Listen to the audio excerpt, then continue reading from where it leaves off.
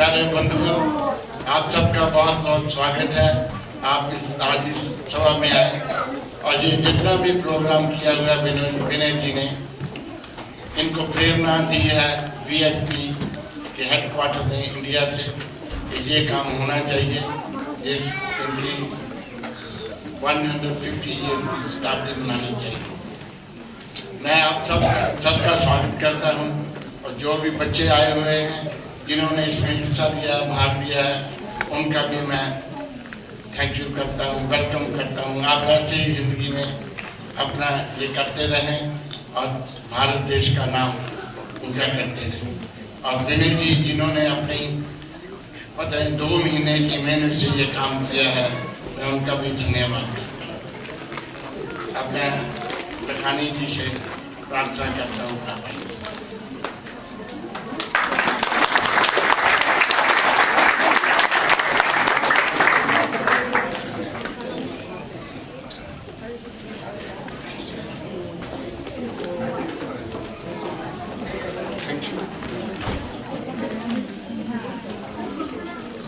Namaste everybody. I was asking the organizer how much time do I have to speak about Swami Vivekananda, because it's the love of my life. So I said, can I speak for 2 hours, 3 hours, 4? She said, no, Mr. Lakhani, half an hour. You see, for many years now, since I was a young boy, since I was 17, I've been drawn by this marvelous character, the modern, if you like, the spiritual giant of modern India, this Vivekananda. Now see, I was saying to the youngsters as well, so I'm going to start off by giving you a brief rundown of his life story to make it more interesting and colorful, and then we'll talk about his philosophy. The most important thing for you to recognize with Vivekananda is this. If you are serious about religion, it's not just superficial, you don't go to the temple and tinkle some bells, but you are truly serious about religion, then you must only turn to those individuals who talk about religion, about God, about spirit, about Atman from first-hand experience, their own experience, not the experience of their gurus and their swamis or their leaders or their prophets. Their own personal experience must be the key feature. So I'm telling any youngster who is serious about religion, do not waste your time looking here and there.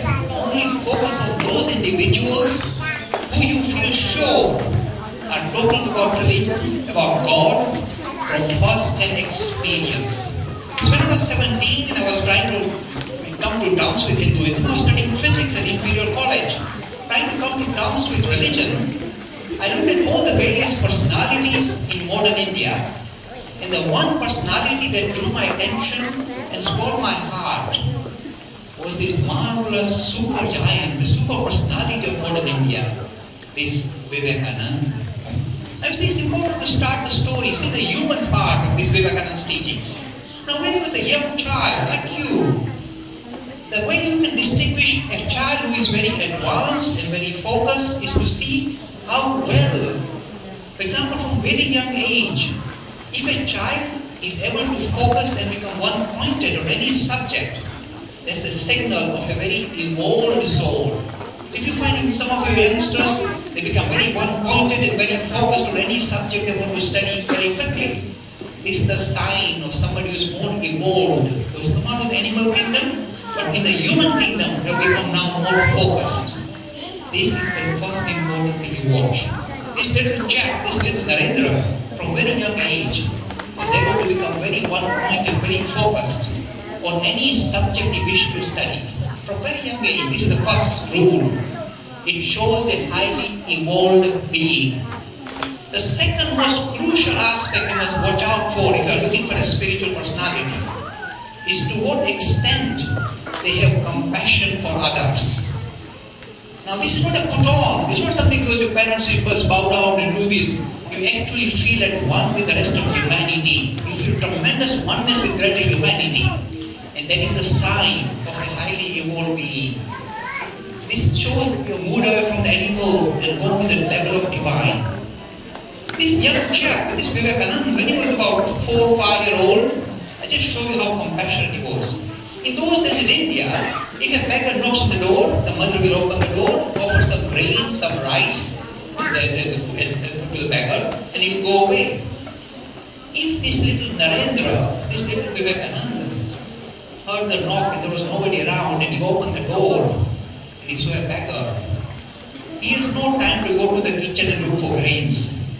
He will give away anything, however valuable, that is in his possession. He will just give it away. And slowly the furniture started disappearing from the house of the father. So what's happening? The father one day caught him giving away the furniture. He said, you can't give away furniture. And look at the language of this young boy, 5-year-old boy. He said, Father, they have nothing. See, this is the sign of compassion. When you see a desperate situation in front of your eyes, you don't intellectualize, you don't try to do philosophy, you give away whatever is available, whatever is in hand, you give away. This little chap showed the signs. And like most children, he was interested in religion because his parents and his grandparents, of course like every Hindu child, they are introduced to the religion through storytelling. Marvelous, colorful narratives of the Hindu tradition, the Ramayana, the Mahabharata, the stories of Bhima and Hanuman. So this little chap was also introduced to religion through this marvelous storytelling. And of course, he fell in love with Ram and Sita. And he decided that he was going to worship Ram and Sita just like his mommy does.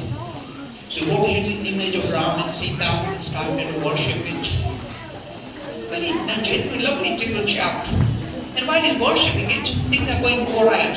But then one day, his coachman, in those days, you don't have cars, you had horse and carriage. And you have a coachman who drives the horse and carriage.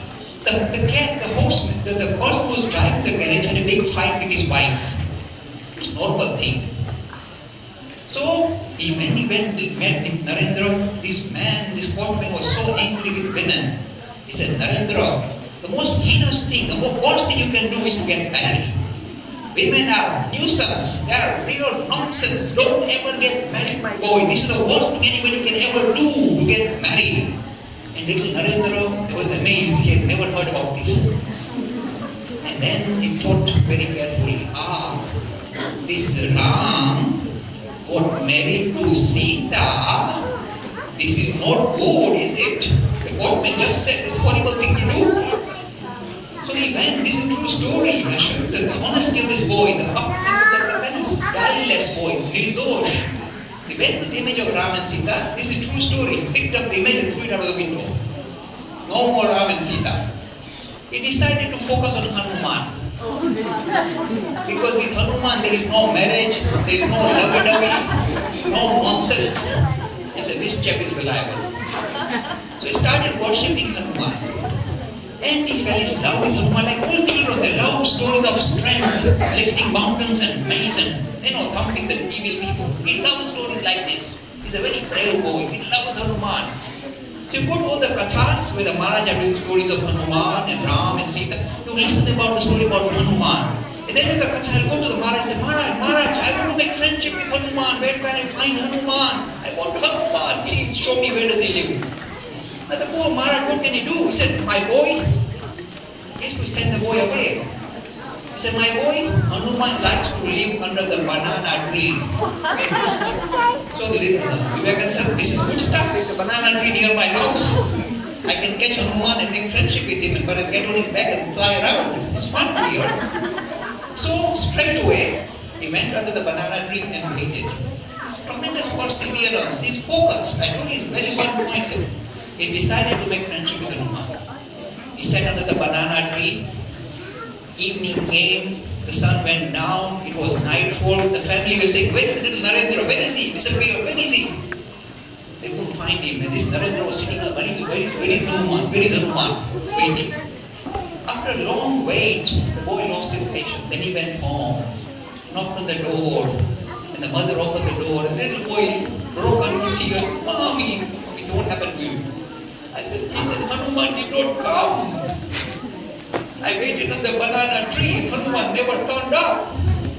And poor mother, she used to console this little chap. He said, my boy, you know what Ram is like.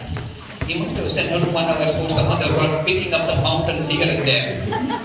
So that his why you did not meet Hanuman. But in days to come, my boy, said the mother, you will meet Hanuman. Do you know why I'm doing this little story for children and for the grown-ups? You see, it is nice to invoke this idea of strength in humanity, using this icon of Hinduism, Hanuman. Marvelous idea. It's an old icon, very ancient icon, very useful. I am giving you, I am presenting to you the modern icon, the modern messenger of strength for the Hindus, the modern Hanuman, Vivekanand. This is not a minor thing. Here is a messenger of strength.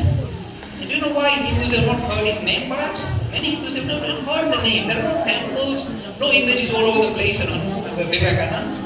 Can I tell you why you have not heard the name of Vivekanand before?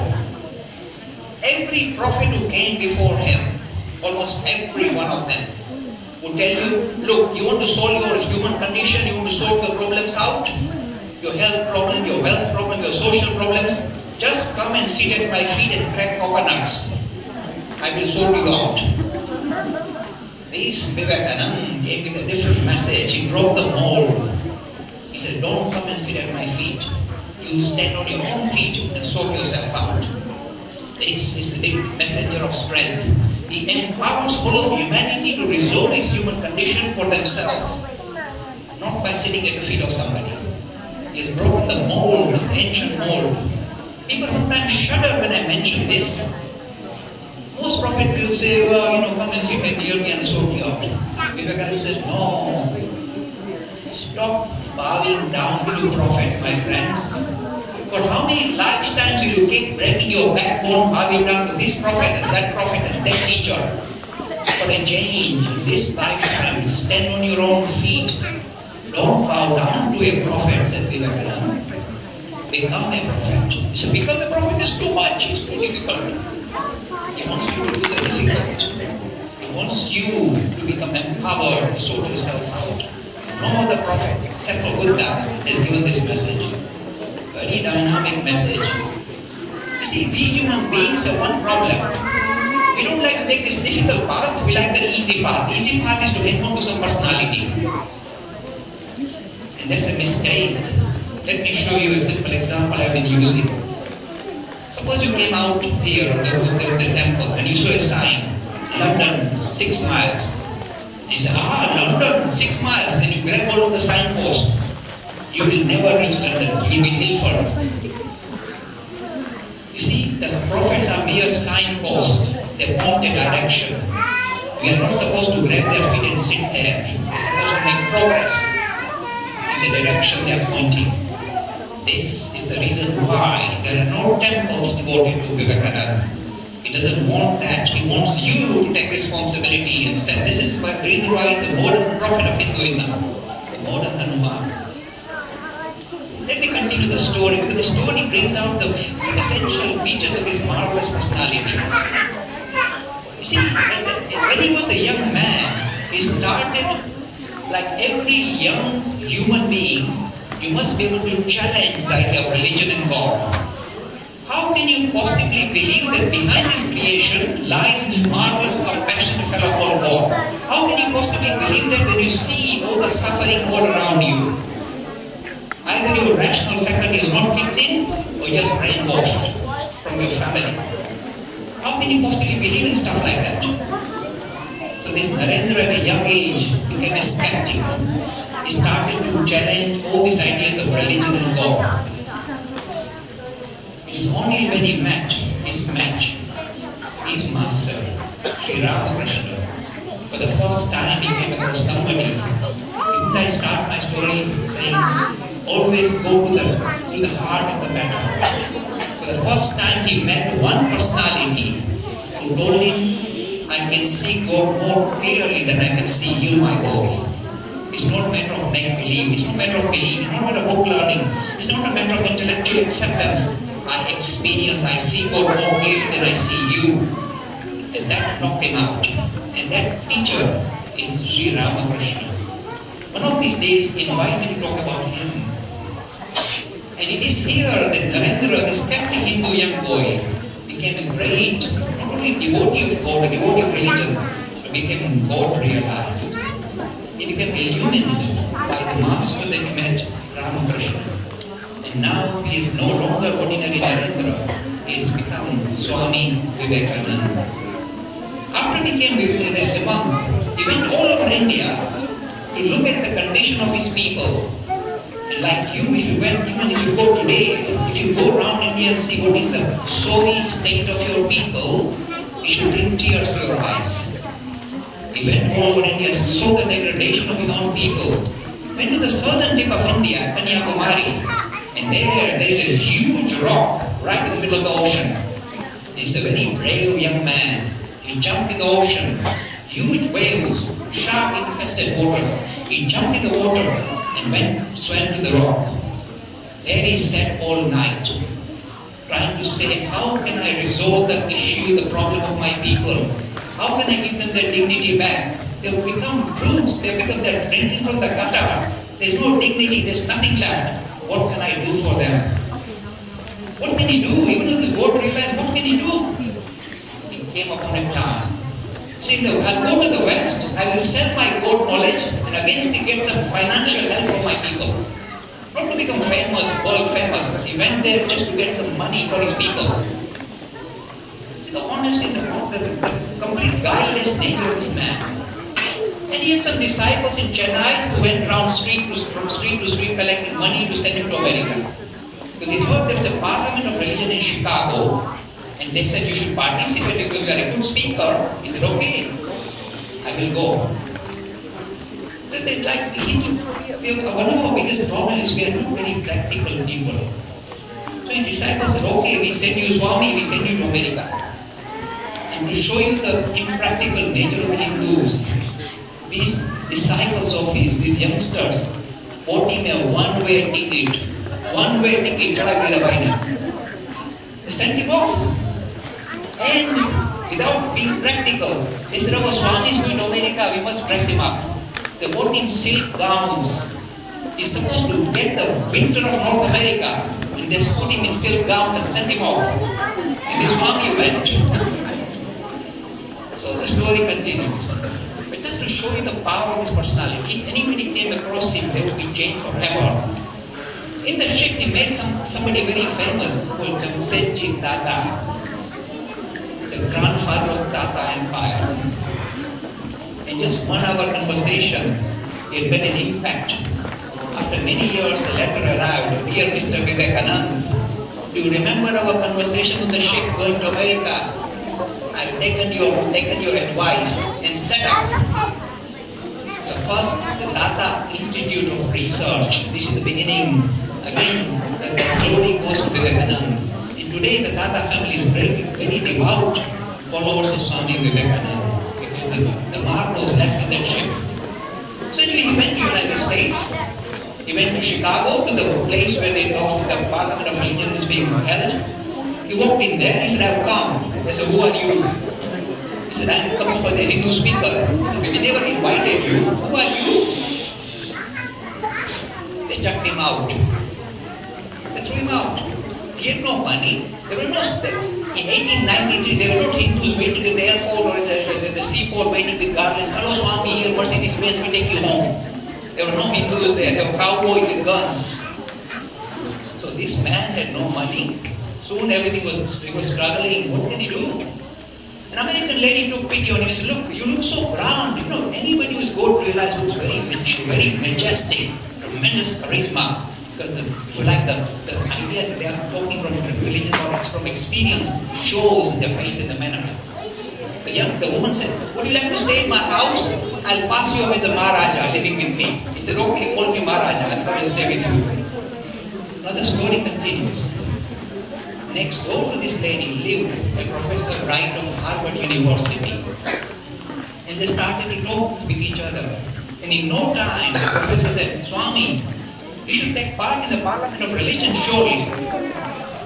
And Vivekananda said, my friend, I would love to do that. That's why I've come here. I don't have credentials. Nobody's giving me a rubber stamp that I represent Hinduism. He says, Swami, you need credentials. I will give you credentials. And he was a very close friend of the Parliament Religion chairman. He wrote a letter, a very beautiful letter. He said, here, I introduce you to one person who is more learned than all the professors of Harvard put together. Make sure he participates in the Parliament of Religion. With that letter, you see the way did the tick come from? Not from India, not from the Hindus, from the Western rubber stamped. Here is a marvelous personality. With that, Swami Vivekananda entered the Parliament of Religion. See here, you see the marvel, even in the majesty of his personality. When he stood up to speak, he started by saying simple 5 words which are now world famous. Most speakers would say, ladies and gentlemen. He said, sisters and brothers of America. You may think, oh, flowery word, but what happened? Some magic happened. That audience, about 3,000 elite intellectuals of America stood up and started to applaud. They would not stop applauding. And one of them wrote in the diary, we don't know what happened. As soon as this man opened his mouth, people stood up and started applauding. We don't know why. And they say, is it because they use some flowery word like sisters? I said, no, my friend, you don't know the real story of Vivekananda. The reason why they stood up, and they could not stop applauding and could not stop their applause, is this. This Christian nation had heard of a Christ, a person who used to speak about what authority, personal experience, but they had never met a Christ. For the first time, they came across one individual who spoke with the same authority as Christ. So their hearts were stolen. They had no choice in the matter. They had to stand up and applaud tremendously. Because the love that they had for spirit, for religion, was being seen as a human feature in front of their eyes. How could they stop it? And now this Vivekananda is no longer an unknown monk of India. He's the world famous Swami Vivekananda, the son of Mother India. Now the whole American population is open to listening to him day and night. For 4 years he went all over the United States giving lectures. Initially the lectures were not recorded, but then the American friends that he had, some of them were astute thinkers of Harvard, said, we must record your talks. So they actually engaged an Englishman called J.J. Goodwin to go with him everywhere in horse and carriage and record all his lectures. There were stenographers, no special equipment, just shorthand. So they J.J. Goodwin to go with him everywhere. And they paid J.J. Goodwin some fee for doing his service. After listening to Vivekananda for 2 lectures, this J.J. Goodwin went to Vivekananda, folded his hands and said, Swami, listen to me. Make sure I come with you wherever you do, but I don't want any fees. After listening to you, how can I ask for money? No more. He spent his whole life following Vivekananda everywhere he went, and he died under his umbrella. See how he captures the attention of anybody who comes near him. I'll give another interesting example. The power of his personality. If you come near him, your life is transformed forever, guaranteed. When he was in the United States, one day he was in some rich man's house in a mansion, in his study, writing something. The door of the study flew open, and in walked somebody very famous, John D. Rockefeller, the Rockefeller Foundation. He walked in, and Narendra Vivekananda knew who has come. He's not going to even look up and give him, look, a man of spirit does not bow down to a man of money. He just kept writing. And this Rockefeller got bit annoyed. He said, you know who I am? And this Vivekananda, without looking up, said, my friend, I know who you are now, who you were in your past life, and why you are so rich. The reason why you're rich is because you are, if you like, a steward of wealth. You're supposed to use your wealth for the betterment of others. Make sure you do that. Now, Rockefeller is one of the richest men in the United States. He doesn't like to be told what to do with his money. They got very angry. He said, how dare you tell me what to do? He slammed the door and walked out. It's real stories. Then after a few days again, the door flung open. Again walked in this Rockefeller. And he threw some legal papers on his desk. He said, look at that. The legal papers showed that he has donated huge sums of money, millions of dollars for philanthropic activity. He had made agreement, he threw it on the desk and said, now, look at this Swami. See what I am doing. I am now donating billions of dollars for charitable work. Don't you think you should say thank you to me? Asked Rockefeller. I told you, a man of God does not bow down to men of money. Without looking up, this Vivekananda said, why should I say thank you to you? you should say thank you to me and put you on the right path. This is the majesty of a God man.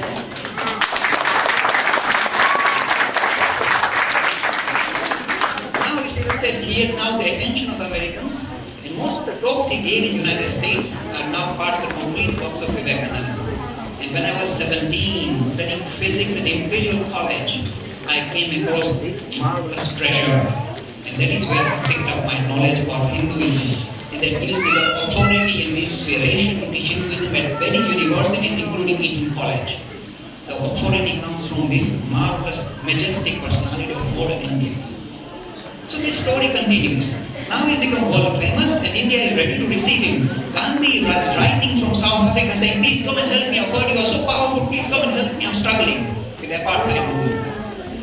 In fact, every major social reformer, whether it's Sri Aurobindo or Subhash Chandra Bose or Gandhi, were strongly influenced by Vivekananda.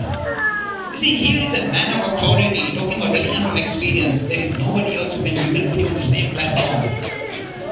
Past and experience, encounter of God. Now, he's got the attention of the world, he's got the attention of the Hindus. The Hindus are such poor, they will only pay attention to somebody if the West puts a rubber stamp saying, good man, good chap here, then the Hindus listen. They never value their own. We require a Westerner to point the fingers and see this is special. So the India is now ready to receive him and listen to him. So after a very successful tour in the United States for many years, he came to United Kingdom twice, 1895, 1897. He returned back to India, and all of India was ready to receive him. Listen, my friends, when you meet a person who is talking about religion from personal experience, his words carry tremendous power, tremendous authority. He can shake up, awaken a nation, and this is precisely what he did. When he returned to India, with these simple magical words, he said, arise my India, arise my India. For 1,000 years, you've been in a deep sleep of inertia. Cast this away, shake it off. Now refocus on your dignity. It is with Vivekananda that for the first time, says all the major thinkers, like Professor Lenin Smart, it's only with Vivekananda that Hinduism gained self-conscious integrity, otherwise you have a scattered enterprise. Here are the Shaivas, here are the Vaishnavas, here are the Shaktas, here are those who believe in God and yourself. All these different strands of Hinduism lay scattered. Whenever you put any enterprise with a different aspect don't sit well with each other, that whole enterprise suffers. That was the situation of Hinduism. It was in tatters, blown to pieces. And you had tremendous attack from other religions trying to convert you. You are completely knocked out. One man who stopped all this and reconciled, and if you like, gave self-conscious integrity to you, to Hindus, was this Vivekananda. Never forget. He's the master of reconciling the different strands of Hinduism in one lifetime. So this was his first contribution. And the word first time became visible, religious pluralism. You can find God in many different ways, as he said in the Pala religion. Just as different streams coming from different sides of the mountain have different pathways, some straight, some crooked, and yet they all mingle their waters in the same ocean. In the same way, says Vivekananda. Every individual, whether you belong to one particular religion, another religion, one sectarian movement, another sectarian movement, or suppose you don't belong to any religion, everybody is starting up and rediscovering the spiritual inheritance, the spiritual foundation, using different pathways. This is called pluralism. This was the most important, one of the most important aspects that become visible in the story of Vivekananda. The second thing that becomes very visible, that touches me, that allows me to score points. The second part of his message is this. He said, oh Hindus, you've been bowing down, worshipping this and that God. It's nice to think of a God in the heaven. But don't you see? Open your eyes. Don't close your eyes and imagine a God in the heaven. Open your eyes and look around. See this humanity in front of you? The thing that is lighting up all of humanity, that is shining out to the eyes of every living thing, and becoming most clearly visible as human beings, men and women. The thing that is looking out is your God here and now. The the same one God shining out through all these forms, all these people. It is nothing but your living God in front of you. So if you want to worship God, it's one thing to go and tinkle bells. Why don't you worship the living God? The one who is standing in front of you, who is asking for your worship, who needs help from you. Why don't you spend one lifetime not devoting yourself to some imaginary God in heaven, but to the living God in front of your eyes? Do something with the living God, humanity. Then you understand your religion correctly. This is not a minor thing. First time this message of, if you like, spiritualizing, seeing humanity as the most clearest vision of God on earth becomes visible in this man. Previously, the Hindu tradition had the word daya, compassion. Show compassion to the rest of the living people because same God has created all of you, so you look after him. Daya. With Narendra, with Vivekananda, came in transition. Daya. What a horrible thing to say. The word has to be replaced with the word seva. Serve the living God. See and serve God in humanity. Try and see Shiva in the Jiva. This is the transition that comes with Vivekananda. And this transition is very crucial. You know why? Because nowadays I'm invited more by the atheistic society, the Gnostic of this country, than by the Hindus. Because they say you are talking about language, trying to see divinity in human beings. Divinifying humanity is the thing that we are talking about. That's what we love. That's what religion should be doing. Not focusing on some external being, but focusing on humanity in front of your eyes. This we love. The only place where you part company with humanism is humanists say, like Richard Dawkins, that we are part of the, not only part of the living kingdom, but we are part of the extension of the material kingdom. You are just matter, just lumps of carbon. No, says Vivekananda. We are not material beings.